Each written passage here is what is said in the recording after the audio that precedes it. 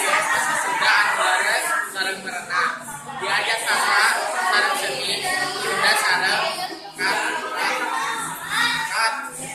Beres saja bina eta janten dina ngamumule budaya Sunda teh urang biasa ngawitan ti ayeuna.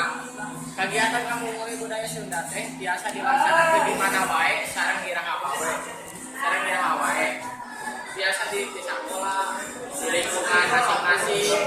Wayana fasilitas internet, urang sadaya biasa akses lingkungan di mana sareng iraha wae. Ari sakitu wae anu simkuring biasa di diatur ayeuna teu tina acara